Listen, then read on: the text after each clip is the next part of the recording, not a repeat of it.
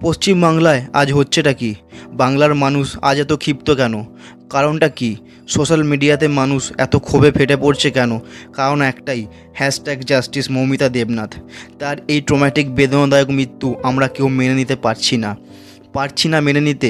একটা ফুলের মতো মেয়ে এই পৃথিবী ছেড়ে চলে গেল। শুধু চলে গেল নয়, তাকে নৃশংসভাবে মেরে ফেলা হলো। তাকে রেপ করা হয়েছে।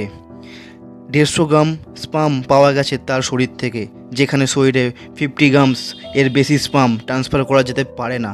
How horrible was her rape? She was raped 8 to 10 man, then murder professionally.